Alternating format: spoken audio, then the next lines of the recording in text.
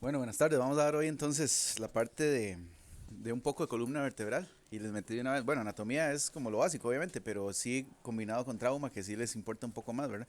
Y la próxima vez vamos a dar trauma cronoencefálico ya con un montón de fotos que preparé también, que para que se vea, digamos, la correlación entre lo que se ve ya en patología con lo que ustedes ven en imágenes, ¿verdad? Eh, entonces, anatomía de trauma, de verdad, de la columna vertebral y la médula espinal. Entonces vamos a repasar un poquito al principio de anatomía básica, ¿verdad? Y después vamos a meternos en las lesiones o los traumas que puede sufrir cualquier parte de la columna vertebral, sobre todo la cervical, que sería como la más frecuentemente afectada y que tiene consecuencias más graves. Siempre, ¿verdad? En los objetivos de esta charla es que nosotros pensemos en los mecanismos de trauma. Esta charla también está, digamos, descrita como para los médicos legales de allá o los residentes de patología, ¿verdad? Pero no importa, siempre hay que pensar el mecanismo de trauma para ver las lesiones y correlacionarlo con qué fue lo que pasó. Un pensamiento lógico, por eso dice antes y después de la autopsia, ¿verdad? Y las lesiones tienen que orientar el mecanismo de producción o ser compatibles con la historia, entonces por eso vamos a ir viendo. Y sobre todo en la clase siguiente, que es la de trauma craneoencefálico, ahí vamos a ver todavía más correlación entre lo que es el mecanismo de trauma, la historia que tiene y las lesiones que se presentan. ¿Okay? En cuanto a anatomía básica, nada más, bueno, esas son imágenes del Netter sin rótulos, ¿verdad?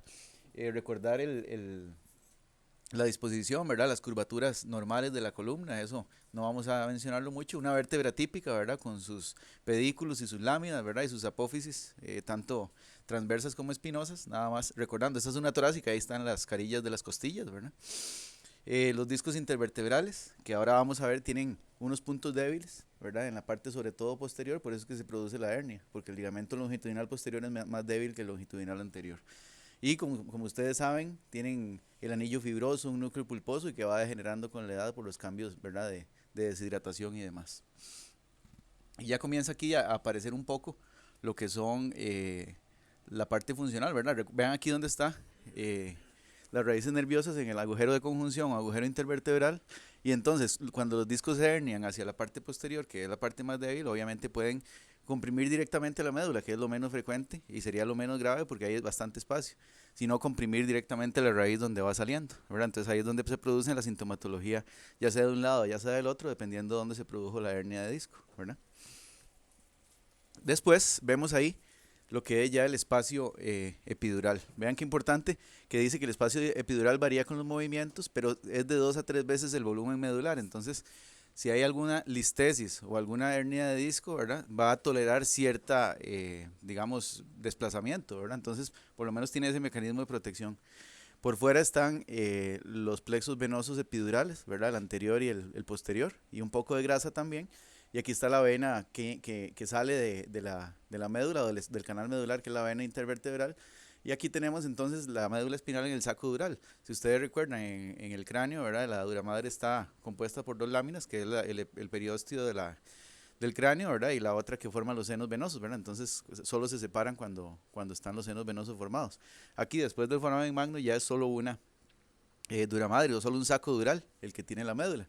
Entonces, digamos que va a haber una diferencia en la presentación de los hematomas epidurales y subdurales, sean por encima, digamos, del foramen magno y por debajo del foramen magno. Ya eso lo veremos en las lesiones.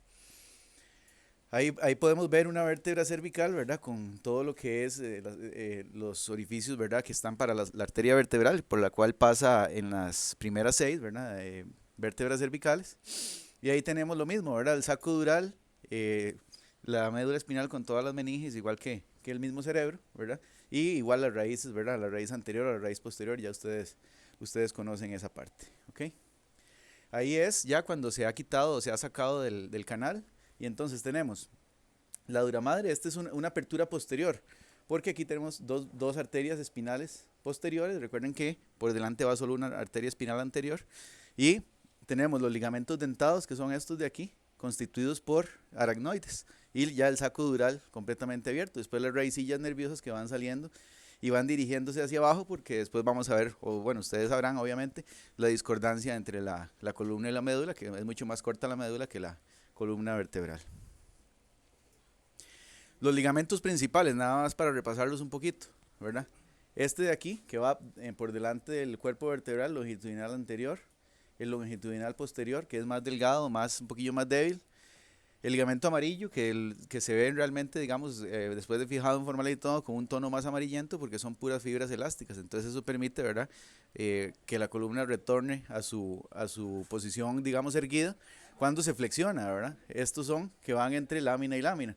Después está el interespinoso y el supraespinoso, que son estos de aquí, que después ya más arriba se convierte en el nucal, que es un ligamento, digamos, más fuerte. Ahora, digamos aquí, el amarillo tiene fibras elásticas, ¿verdad? Por eso es que viene, es de otro color o es de otro, digamos, consistencia. Todo lo demás es tejido fibroso, ¿verdad? Tejido conectivo ahí, denso. Lo que les decía del longitudinal posterior, ¿verdad? Esto es un corte, ya se le han quitado ahí ambos pedículos a esas vértebras y vean que es delgadito, va casi que solo en el centro y esta parte de los discos queda desprotegida. Entonces por ahí es donde se va a herniar. Digamos, si hubiera una hernia anterior, y no daría gran cosa, una hernia anterior de disco y se sale un poco el disco y la gente tal vez se hace un poquito más pequeña nada más, pero anterior no se da porque el longitudinal anterior es más fuerte y aquí se va a dar posterior y se va a dar cerca de los agujeros intervertebrales y entonces prensa las raíces. ¿Okay? Ahí están las dos láminas, ¿verdad? Es como la otra parte que le habían quitado a la imagen anterior. Entonces las dos láminas están unidas por ligamentos amarillos, como se ven ahí, ¿verdad? Elásticos que tienen esa capacidad de volver a erguir la columna una vez flexionada. La discordancia de columna-médula, ¿verdad? Recuerden que más o menos en un bebé podría llegar como hasta L3, donde termina el cono medular, y ya un adulto llega a L1, L2. Entonces hay una discordancia y por lo tanto las raíces tienen que, cuando son torácicas, lumbares o sacras, tienen que viajar, digamos, cierta distancia dentro del canal medular hasta salir. Eso es lo que va a formar entonces todo lo que es la cauda equina, que es esta, ¿verdad? Son todas las raicillas que salen de la parte más inferior de la médula y van saliendo en sus respectivos orificios. ¿Okay? Ahí está el cono medular, que es como el cilindro, ¿verdad? Que está, por el cual está constituida la médula, termina en forma cónica, ¿verdad? Y en un hilito que se llama el filum terminale, que es de tejido conectivo, y lo demás es la cauda equina, ¿verdad? Todas las raíces que van distribuyéndose a través de los orificios que están más abajo. Los cortes transversales de la médula, ¿verdad? Sí, sí van obviamente a variar cuando ustedes lo ven en diferentes cortes. Si es, por ejemplo, la parte cervical, que sería como algo como esto, ¿verdad? Va a tener mucha sustancia blanca, porque resulta que todo lo que viene de piernas y de miembros superiores tiene que pasar por ahí como tractos, ¿verdad? Ya sea subir o bajar, entonces hay más sustancia blanca.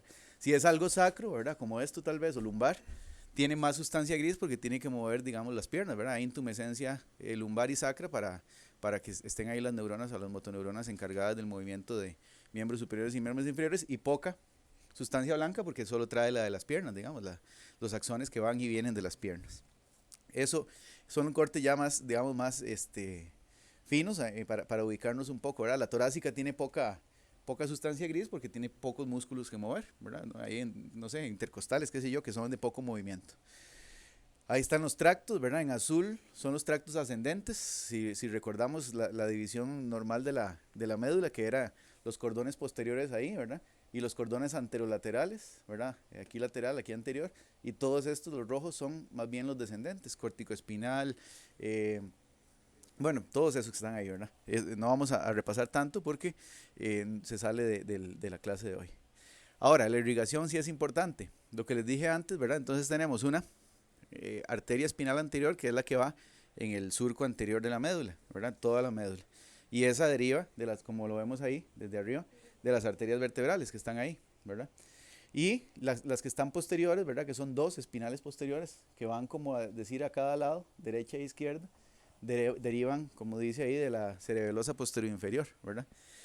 La espinal anterior es más gruesa, de un flujo más importante y se encarga de los 2/3 anteriores, digamos, de la médula, y las otras se encargan del tercio posterior. Y obviamente, como viene desde arriba, esa irrigación no va a soportar solo de la vertebral salir toda la irrigación, entonces tiene que estar reforzada por otras que van entrando, por ejemplo la Ankiewicz, que es la segmentaria medular o radicular anterior mayor, que va metiéndose, digamos, en la parte torácica derivada de casi que de la aorta, porque la aorta da a la intercostal posterior y de una vez va una rama que va hacia la parte anterior, que es esa arteria, ¿ok? Y el drenaje venoso, ya habíamos adelantado algo con los plexos venosos epidurales, ¿verdad? Anterior, posterior, la vena que va saliendo ahí, que es la vena intervertebral, y hay una vena espinal anterior y posterior, que obviamente se va a distinguir por sus paredes más delgadas y su menor presión. La columna, ¿verdad? Este es un corte sagital medio, que es el que nosotros analizamos allá en patología forense, que es el más adecuado para ver todo lo que son fracturas de cuerpos vertebrales, fracturas o no sé cómo ustedes le llaman, si fracturas o laceraciones de los discos, la listesis también de las vértebras, ¿ok? Entonces este es un corte sagital sobre la línea media, así entonces se extrae ya sea el segmento que uno quiera, casi siempre el cervical, de C1 a C7 o a T1, y se hace un corte con sierra, ¿verdad? En el puro centro. Entonces queda una imagen en espejo y ahí nos permite ver cualquier alteración que haya. Ya vamos a ver algunas imágenes de eso. ¿Okay? El atlas y el axis, ¿verdad? Es importante porque son puntos débiles, sobre todo en el trauma, ¿verdad? Ahora lo vamos a ver en algunos ejemplos. Pero y además son vértebras muy diferentes a las demás. Vean ustedes, por ejemplo, el atlas, ¿verdad? Que tiene las carillas articulares donde está apoyado el hueso occipital ahí, ¿verdad? Son dos masas laterales y dos arcos anterior y posterior. Y el axis que tiene la peculiaridad de tener esta apófisis odontoides o el diente, ¿verdad? Que también se constituye un punto débil aquí, obviamente. Imagínense todo lo que podría soportar ese cuello del diente y podría fácilmente fracturarse. Y todas estas son articulaciones sinoviales, ya sea la atlantoaxial o la atlanto-occipital y la del diente también, porque tienen mucho movimiento. El diente lo que le da es un movimiento pivote, ¿verdad? Como un eje para que la cabeza rote, o sea, contribuye con esa rotación. Ahí están, digamos, ya una con otra, vean cómo está el diente articulado con el arco anterior del atlas y ahí es donde sirve como un pivote. Por eso es que las articulaciones son sinoviales, o sea, de movimiento amplio. La articulación atlanto-occipital entonces tiene que estar muy reforzada. Aquí no se ve bien ahí, pero vamos a tener, por ejemplo, el ligamento longitudinal posterior que sigue y continúa como membrana tectoria, ahora lo vamos a ver, y las membranas, por delante una membrana atlanto-occipital anterior y posterior, que es más tejido conectivo denso que refuerza, ¿verdad? La unión entre la cabeza y la columna y la primera vértebra en este caso, ¿verdad? Por ejemplo, vean ahí funcionalmente como la atlantoaxial, el diente sirve de pivote, ¿verdad? Y contribuye, obviamente hay más, la rotación de la cabeza se logra hasta casi que 90 grados o más por también el movimiento de las demás vértebras sobre sí mismas, pero la principal o la que da más ángulo es el pivote que nos da la apófisis odontoides. Véanlas ahí. Por ejemplo, este es el ligamento longitudinal posterior que venía por dentro, ¿verdad? Del canal vertebral. Y se convierte en esta que se llama la membrana tectoria, que es la que está ahí. Si quitamos la membrana tectoria, entonces está el ligamento cruciforme, ¿verdad? Del diente que está aquí, ¿verdad? Que entonces son fibras en forma de cruz, unos ligamentos alares que van del occipital a C2, ¿verdad? Y parte de la membrana tectoria profunda, que es esta de aquí, estos dos ligamentillos que están ahí. Entonces es un sitio muy reforzado, ¿verdad? Por todo el movimiento que hay ahí.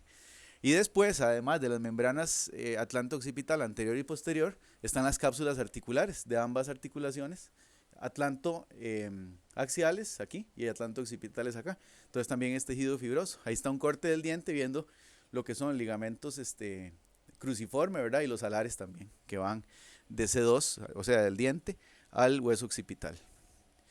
Ahí estamos viendo también por fuera, ¿verdad? Un poco longitudinal anterior que se convierte después en membrana atlanto-occipital anterior. Y aquí la arteria vertebral como viene y da esta vueltilla aquí que vamos a ver más adelante, que es importante para lesiones y se mete, ¿verdad? Que incluso hay un surco ahí para la arteria. Y aquí está la parte posterior, aquí están las láminas, digamos, aquí van a seguir láminas para allá porque estamos hablando del ligamento amarillo. Las cervicales, que tienen su peculiaridad, que tienen los forámenes para la arteria vertebral, ¿verdad? Son las demás, ¿verdad? Que siguen ahí para abajo, las de C3 a C7. Las que son especiales son C1 y C2, obviamente. Ahora sí, ya eso es el repaso de anatomía, ¿verdad? Que es básico. Ahora vamos a hablar un poquito del trauma espinal, ¿ok? Es difícil de estimar su epidemiología, ¿verdad? Su incidencia de 14 a 50 por millón de habitantes. Cuando hay internamientos hospitalarios por neurotrauma, la mayoría son por trauma craneoencefálico, pero muchos de ellos tienen concomitantemente de 10 al 20% una lesión o un compromiso de algún grado cervical. Se da en dos picos de 15 a 24 años, probablemente gente ahí que anda en moto y choca, ¿verdad? Y en mayores de 55 años, ¿verdad? Y de 4 a 8% de todos los traumas craneoencefálicos, no solo los que se internan, como dice ahí, ¿verdad? Asocian algún grado de trauma espinal. Entonces, si el trauma craneoencefálico es muy frecuente, este entonces va a tener una concomitancia, ¿verdad? Importante. Por dicha no es tan frecuente como el trauma craneoencefálico, porque es muy, digamos, incapacitante, obviamente, si ocurre una lesión medular alta y no se muere la persona, ¿verdad? Porque va a quedar ahí con sus secuelas de por vida. La mayor parte de la etiología va a ser accidentes de tránsito, ¿verdad? Después hay accidentes laborales o deportivos, ¿verdad? De muchos tipos. Heridas por arma blanca o de fuego, ahora que han aumentado un poquito más los homicidios. Y caídas y precipitaciones más o menos en el mismo porcentaje. Esas son la etiología. Y la distribución anatómica, vean que por eso dijimos que vamos a hacer énfasis en la parte cervical, porque el 60-70% va a haber compromiso a ese nivel. Apenas 25% torácico y lumbar mucho menos, ¿verdad? No quiere decir eso que las hernias obviamente de disco son sobre todo lumbares, porque tienen un peso mayor que soportar del cuerpo. Pero estamos hablando de trauma agudo, digamos, no de algo ya más crónico o ya más una enfermedad laboral que un accidente laboral. Y esos son los puntos más débiles, C1, C2, C4 a C7, ¿verdad? Porque hay que recordar que está como descubierta la cervical, no tiene nada que la sostenga, mientras que la torácica están las costillas formando todo un armazón alrededor, entonces cuesta que se desplacen entre sí. Y después de T11 a L2 por lo mismo, porque ya pasa de una estructura rígida que es torácica a la lumbar que ya no está sostenida como tal. La producción de lesiones, siempre pensar en aspectos mecánicos, ¿verdad? Cómo se aplican las fuerzas, la aceleración, la desaceleración, el tipo de rotación que puede darse, el mecanismo de trauma y factores del huésped, que serían ya sea estados anteriores donde la persona está predispuesta, tiene alguna condición que sea exactamente como una condición predisponente, hay una osteopenia o lo que sea que hace que se fracture un cuerpo vertebral, se aplaste o tiene algún tipo de desgaste. ¿Okay? Entonces la fisiopatología. La lesión primaria es la que se produce inmediatamente, ¿verdad? En el momento del trauma. ¿Ok? Esa es la lesión primaria. En minutos después o poco tiempo después hay consecuencias diferidas de la lesión primaria, como fenómenos bioquímicos, por ejemplo, liberación de calcio, de radicales libres que pueden dañar neuronas ahí también. La lesión secundaria son las complicaciones, entonces ya hablan complicaciones, vamos a verlas después, de todo tipo, ¿verdad? Pueden ser incluso extramedulares, como decir una bronconeumonía, porque está ahí encamado por bastante tiempo. Y es importante decir que se requieren fuerzas significativas para vencer la resistencia estructural de la columna, porque es una estructura ósea y con mucho tejido fibroso que la rodea y que se apoya, digamos, también en músculos paravertebrales y demás. La biomecánica, bueno, ahí sí se desconfigura un poquillo, pero nada del otro mundo. Hay fuerzas de tensión, compresión, cizallamiento, rotación axial, ¿verdad? Y elementos estructurales de sostén y flexibilidad, ¿verdad? Vértebras y discos intervertebrales. Esos son, digamos, las fuerzas versus lo que estructuralmente sostiene a la columna en su morfología o en su disposición normal. Los factores del individuo van a ser, digamos, variables, ¿verdad? La edad pueden ser desde bebés pequeños, donde están los cuerpos vertebrales tienen componentes de cartílago todavía, o hasta personas muy mayores que ya tienen algún grado de osteoporosis o lo que sea, que los hace predisponentes. Un estado anterior, que nosotros le llamamos así en medicina legal, a cualquier enfermedad previa o trauma previo que haya tenido la persona que le afecte para el trauma que va a sufrir ahora. Y las enfermedades, espondilitis, acondroplasia, escoliosis, todo lo que ustedes se puedan imaginar, ¿verdad? Eso es lo que, digamos, cuando alguien fija una columna, eso es lo que me dan a mí para que yo examine, ¿verdad? Es como la columna cervical con todos los músculos paravertebrales alrededor, ¿verdad? Casi que no se nota nada. Entonces hay que ir viendo primero desde afuera si tiene hemorragia de los músculos, hacer alguna disección, ver la arteria vertebral cuando sale, a ver si tiene alguna lesión. Depende del caso, obviamente, no a todos se le va a hacer lo mismo. Y ver si hay material de osteosíntesis, etcétera. Entonces ya, cuando se hace el examen, ya se corta con sierra, ¿verdad? En la línea media, se lava y demás, entonces ya nos deja ver la anatomía como tiene que ser, ¿verdad? Entonces ahí tenemos prácticamente como el atlas es un arco, nada más un anillillo es de aquí. Este es el atlas y después viene 2, 3, 4, 5, 6, 7 y T1, ¿verdad? Entonces de C2 a T1 es ese segmento que sacaron, a veces sacan un poquillo más abajo, a veces sacan más arriba. Ahí se ven los discos intervertebrales bastante sanos, bastante normales, excepto el primero, ¿verdad? Entre C2 y C3, que está como más adelgazado, pero no tiene signos de trauma ni hemorragia. Recordemos esto, ¿verdad? Se hace también una disección parecida. Obviamente aquí ya le hicimos la disección en abrir el saco dural y después hay que hacer cortes cada 5 milímetros de la médula para ver si hay alguna alteración. Por eso es que está así cortada. Pero primero se abre el saco dural, ya sea anterior o posterior, para ver si hay alguna lesión externa. Se va palpando a ver si hay reblandecimientos y después se corta en forma seriada para ver exactamente, digamos, si hay alguna lesión ahí profunda. Esas son las lesiones, ¿verdad? De la columna, pero no vamos a leer todo este esquema, sino que vamos a ir viendo más o menos fotos de algunas de ellas, ¿verdad? Las más importantes. Es como una clasificación fisiopatológica, anatómica y ya con la parte de patología forense. Entonces, las lesiones primarias, nada más, que era lo que habíamos dicho antes, que son las que se producen inmediatamente después del trauma, por factores mecánicos, nada más, ¿ok? Entonces, esas lesiones primarias pueden ser tan leves como digamos, lo más leve antes que esto es un síndrome de latigazo cervical que ustedes saben que no tiene ninguna repercusión morfológica, nada más es dolor ahí alrededor. Entonces, morfológicamente no va a tener nada importante que nosotros podamos ver.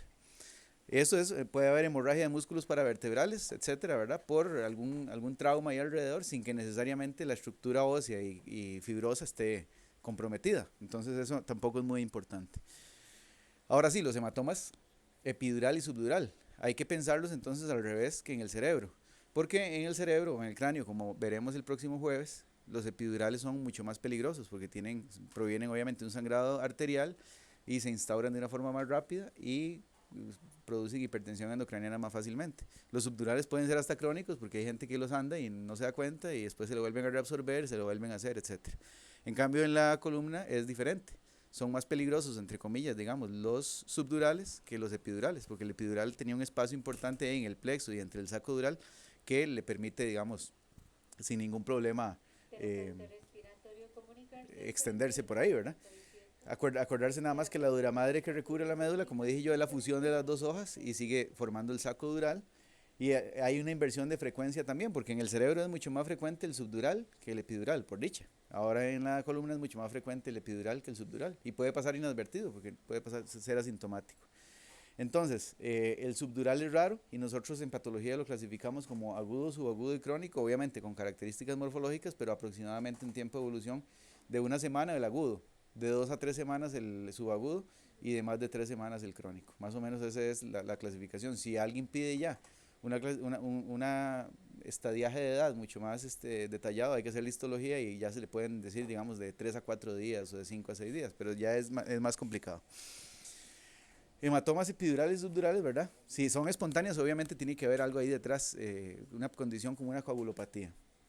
En el niño sacudido pueden presentarse ambos, como epidural y subdural, sin otras alteraciones, entonces hay que tenerlo presente en casos de patología pediátrica.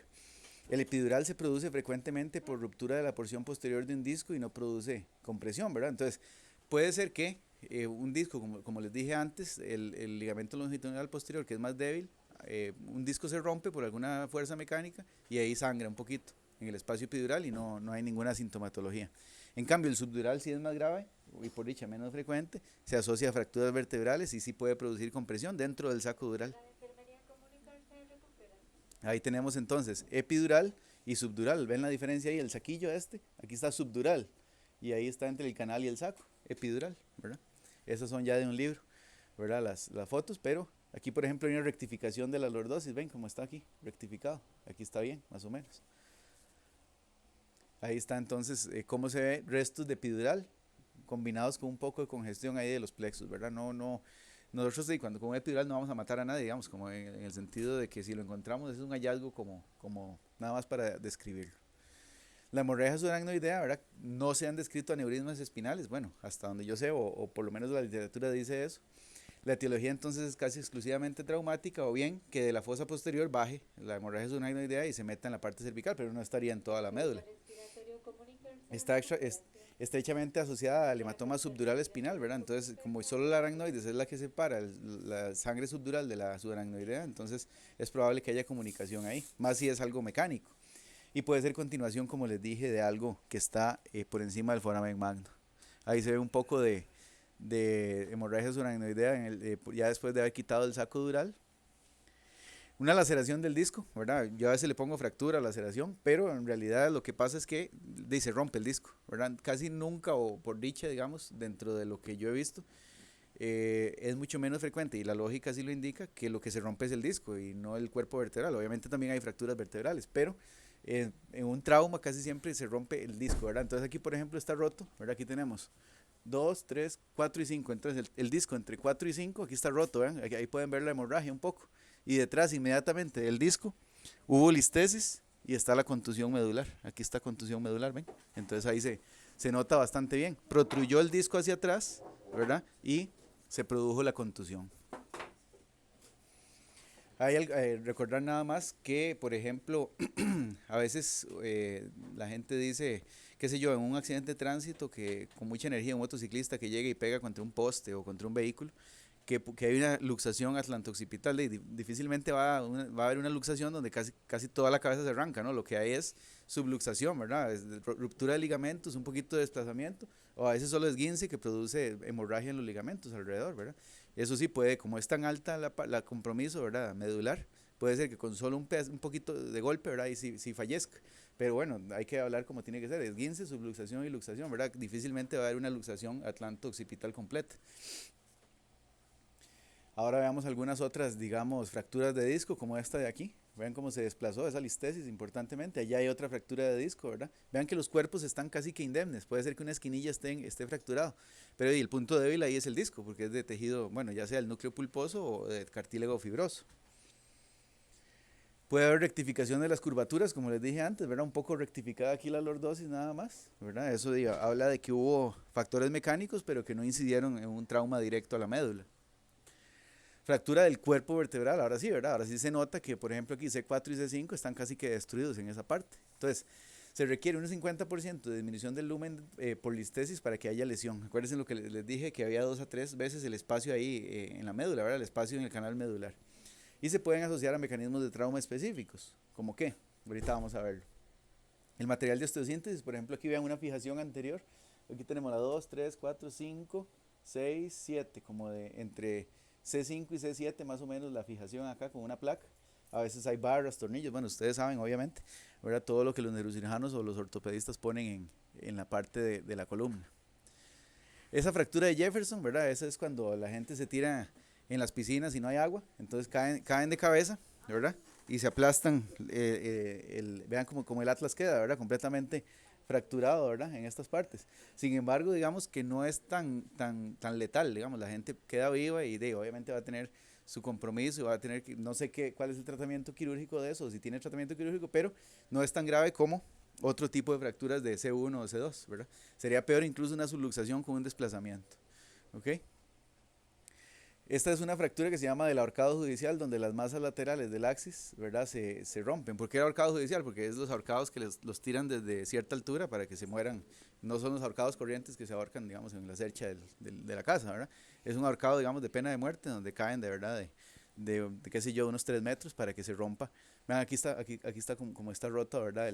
El axis en ese punto. Entonces, para eso está diseñado, digamos, eso, para que inmediatamente el diente comprima, ¿verdad? Y la médula y se muera la persona. Vean estas fracturas del diente. A veces, si el diente se fractura, como aquí en el punto débil que tiene, que es en el cuellillo, no importa porque vea que la médula no se comprometió tanto. Más bien, si hay un desplazamiento o una subluxación atlanto axial, vean lo que pasa con la médula ahí. Entonces es mejor que se fracture en ese caso y después que lo corrijan, porque habría ahí aquí una compresión y aquí una contusión o casi que una sección medular, ¿verdad? Ahí está una fractura de diente. Aquí está el C2 con el diente. Vean aquí donde está la hemorragia y el diente separado. En ese punto débil que les hablé. Ahí está una subluxación atlantoaxial donde lo que se ven es, cuando uno lo examina, se ve de que está más, digamos, débil ahí la unión y hay hemorragia en los ligamentos alrededor. Entonces eso es subluxación. La ruptura de la arteria vertebral, ¿verdad? Por estar metida en esa estructura ósea de los forámenes y después por hacer esta vuelta cuando se mete ya a la cavidad intracraneana, es susceptible, digamos, el mecanismo más común es como la gente que va, digamos, echando para atrás en un carro, viendo para atrás y ya sea los colisionan por delante o por detrás, entonces es un trauma donde la cabeza se mueve estando rotada lateralmente, entonces puede producirse una laceración ahí de la arteria vertebral, o un quiropráctico ahí que le agarran la cabeza a la gente y ¿verdad? Se la hacen para todo lado. Entonces ahí puede haber otra lesión. Ahí se ve, bueno, ahí se trató de disecar la vertebral, por ahí en algún punto de esto se había logrado ver, y ahí se ve la hemorragia, donde alrededor hubo una pequeña laceración, y entonces hubo eh, digamos, se vio la laceración ahí de la arteria. Ahora, puede ser que no sea mucha la hemorragia, porque hay mucho músculo y todo que lo retiene ahí, pero sí, obviamente, da trombosis y demás a la parte de la circulación posterior, entonces va a dar problemas en la circulación cerebral. Pues, vean estos conceptos cuando hablan de concusión o de conmoción de la columna, ¿verdad? No se ve nada morfológicamente. Claro, puede haber, como les dije antes, en una subluxación atlantoaxial o atlanto-occipital, desplazamiento y cierto golpeteo en la parte medular, y la persona se muere en ese momento, y uno dice, pero si le fijo la médula y veo la médula, no hay ninguna contusión, no hay ninguna hemorragia. Fue porque hubo un compromiso ahí de centros vitales, y en ese momento falleció, sin que haya nada morfológico. Entonces eso es concusión o conmoción. Y cuando es contusión, obviamente sí, como esto de acá. Esas son fotos del libro, ahora vamos a hacer algunas fotos verdaderas de aquí, pero vean que es un poco más axial. Las contusiones no son superficiales como en el cerebro, sino que son como axiales en la columna, sobre todo. Vean, esta es una foto de nosotros, vean, es en el centro, ¿verdad? En el puro cilindro, en el puro centro del cilindro, ahí es donde está la contusión. Ahí, y después probablemente, si el paciente lograra sobrevivir, podría incluso degenerar como a una siringomielia postraumática, ¿verdad? Ahí está, ¿ven? Como es más central que periférica, la contusión espinal. Y obviamente tiene que estar relacionada con una listesis o una fractura de disco, ¿verdad? Ahí está más de la contusión. Ahora, ¿cómo asociamos un poco lesiones y mecanismo? Bueno, lo más leve, hemorragia de músculos paravertebral, ya les dije, ¿verdad? Laceraciones ligamentarias con movimientos de rotación o de flexión y perflexión, lesiones discales, luxaciones y subluxaciones de los cuerpos vertebrales y articulaciones pequeñas, fracturas óseas, lesiones de arterias vertebrales, compresión o laceración medular. Ya eso lo vimos, fotos de cada uno. Ven, por ejemplo, hiperflexión o hiperextensión. Entonces, dependiendo, por ejemplo, si hay hiperflexión, pueden comprometerse, por ejemplo, la parte trasera, ¿verdad? Al comprimirse las apófisis espinosas unas con otras, ¿verdad? O romperse el longitudinal anterior. Si es por hiperflexión, vean que ahí puede haber compromiso aquí como aplastamiento en las esquinas y demás, y rectificación de lordosis, ¿verdad? Entonces hay que pensar en todo lo que implica, digamos, la hiperflexión, por ejemplo, ruptura aquí de ligamentos, ahí pueden ser de los amarillos o de los interespinosos, y su hemorragia concomitante, ¿verdad? Entonces hay que pensar en esa digamos, eh, mecanismo, ¿verdad? Vean, por ejemplo, hiperextensión, por ejemplo, ahí cuando no tienen los asientos, la cabecera esta, puede haber aquí una hiperextensión y compromiso de estas esquinas aquí anteriores. Obviamente aquí listesis y compresión, y aquí casi que nada, excepto que peguen unas espinosas con otras. Si es hiperreflexión más bien, puede haber ruptura de los ligamentos entre apófisis espinosas, ¿verdad? Y cuando son en esta parte como hiperextensión del cuello, ¿verdad? En jugadores de fútbol americano, pero más lateralizado, como en este caso, ¿verdad? Puede haber este tipo de fracturas que se ven ahí, ¿verdad? De los elementos posteriores. Y en el síndrome de latigazo cervical no hay hallazgos morfológicos objetivables, ¿verdad? Entonces es aquella gente que llega ahí después de un accidente de tránsito con el cuello que no puede ni moverse, pero no tiene nada morfológicamente, ¿verdad? Y tendrá su parte funcional o dolor, pero no tienen nada morfológico. Cuando hay rotación siempre, ya sea en el cerebro, ya sea en la columna, es lo peor que puede haber, porque entonces se producen lesiones horribles como estas. Vean cómo está la médula ahí toda torcida, y un montón de fracturas. Es una lesión por cizallamiento, ¿verdad? Es una lesión de fuerzas o de aceleración y desaceleración rotacional. Traumas penetrantes por herida por arma blanca, ¿verdad? Y arma de fuego. Por arma blanca, por dicha, digamos, los arcos y todas las apófisis protegen un poco de las salientes óseas de la médula, pero a una bala no va a haber quien la detenga. Entonces con bala no importa si ¿cómo se llama? Hay nada de protección. La mala suerte es que le pase exactamente en el canal medular y le comprometa la médula, ¿verdad? Entonces, si hay compromiso de la dura madre, es una lesión penetrante, entonces eso va a ser también en el cerebro. Y si hay un compromiso de dura madre que entra y sale, es una lesión perforante, ¿verdad? Entonces tiene complicaciones como infección, ¿verdad? También hay que pensar en procedimientos invasivos, ¿verdad? Cuando se hacen procedimientos invasivos ahí hay que tener cuidado porque iatrogénicamente pueden producirse lesiones. Y como les dije antes, en heridas por arma blanca hay protección por apófisis espinosas. Vean las heridas por proyectil de arma de fuego. Ahí pasa una guía para ver por dónde pasó la bala y para mala suerte pasó en la pura columna, ¿verdad? Y ahí hay secciones medulares, compromiso, contusión, etcétera. ¿Verdad? Aquí, por ejemplo, vean, completamente seccionada la médula. Ahí está también una sección medular. Esta era una herida por arma de fuego. Vean cómo pasó de entre esta parte y esta parte y se llevó toda la médula ahí. Las lesiones secundarias son aquellas entonces que dijimos son sinónimo de complicaciones, ¿verdad? Entonces, el shock medular, ¿verdad? Que es algo más funcional que otra cosa. ¿Verdad? Y nosotros no vamos a ver nada en la médula que tenga un shock, pero sí puede obviamente haber historia o hay historia de trauma. Se da en las primeras 24 a 72 horas, bueno, da parálisis intestinal, vesical, disminución de la presión arterial, que es preocupante obviamente, ausencia de sudoración por debajo de la lesión, y cuando se resuelve la actividad refleja se recupera, pero no la motora y sensitiva, que es lo que va a tener el nivel, ¿verdad? Después. Técnico de radiología presentarse a sala de operación. Y puede producir la muerte repentinamente. Entonces este periodo de los primeros 3 días ahí, después de un trauma espinal importante, puede haber una muerte súbita, entre comillas. Bueno, no es súbita, porque ya sabemos que tiene el trauma de fondo, pero sí de un momento a otro cae en hipotensión, no hay manera de revertirla y fallece. La mielomalacia compresiva e isquémica no es ni más ni menos que una contusión antigua. Entonces, todas las lesiones en el cerebro, como vamos a ver en la otra clase, evolucionan de la misma forma. Hay hemorragia, llegan macrófagos a comerse esa hemorragia y queda un hueco porque no hay cicatriz, ¿verdad? Fibrosa. Entonces, eso es lo que pasa. Una mielomalacia compresiva es donde hay una contusión que produjo esa compresión o lo que sea, o isquemia. Hay la lesión, como ustedes la vieron, axial, y después queda el hueco lleno de macrófagos ahí, llenos de hemosiderina, y mucho más adelante completamente un orificio que puede degenerar a la siringomielia que les hablé. Se ve mejor tal vez bueno, en esta no se ve muy bien, aquí es donde estaba, digamos, esto es antiguo y aquí está comprimido, pero hay una foto que es característica, que es esa, ¿verdad? Que es como una masilla café. Esos son puros macrófagos llenos de hemosiderina que vinieron a comerse la sangre. Entonces eso ya tiene más de 3 semanas de evolución. Es algo ya que ha pasado el tiempo. Y después ya de un mes prácticamente, esto tiene 2 a 3 semanas. Ya después de un mes ya casi se ve solo la lesión completamente, digamos, vacía. Y ya mucho más adelante puede formarse una cavidad siringomiélica llena de líquido, ¿no? Eso que les dije antes, ¿verdad? La siringomielia postraumática, que bueno, la mayoría de siringomielias son de origen desconocido o primarias, pero cuando hay historia de un trauma previo puede clasificarse como postraumática. Otras lesiones hay de todo, ¿verdad? Neurológicas, ¿verdad? Puede haber las neuronas de las lesiones de neurona motora superior o inferior, dependiendo del nivel. Las infecciosas que se asocian al encamamiento prolongado, bronconeumonía, ¿verdad? El síndrome de respuesta inflamatoria sistémica. Puede haber complicaciones vasculares como infartos espinales, trombosis de las arterias espinales, de la inmovilización prolongada, ustedes ya conocen, ¿verdad? Desnutrición, los tromboembolismos pulmonares, las úlceras de decúbito. Y las degenerativas, ¿verdad? Que son las recientes, como la mielomalacia compresiva, y después la siringomiela, que es más crónica o más vieja ya.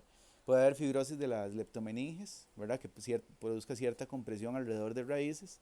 O la atrofia del cordón medular, porque hay una lesión superior, entonces todo lo que está distal se atrofia porque no tiene conexión con lo de arriba.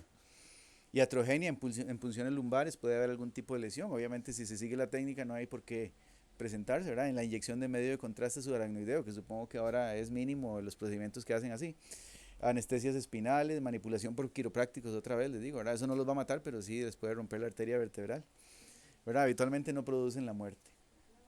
Y para recordar, ¿verdad? Bueno, lo que les dije, la subluxación no es tan frecuente porque ya les dio una vez como una moda de estar diciendo que todos se desnucaban, entonces como es tan fácil nada más ver ahí la hemorragia y, sí, sí, desnucó y le meten un dedo ahí para ver si está el luxado entre C1 y C2 o entre 1 y occipital, pero entonces hay que hacerlo con cuidado, ver que de verdad esté separado y al abrir con bisturí ver que hay hemorragia de los ligamentos para hacer el diagnóstico bien, porque si no, la mayoría de accidentes que mueren en el sitio van a decir así, se desnucó, ¿verdad? No, o sea, hay que hacerlo bien.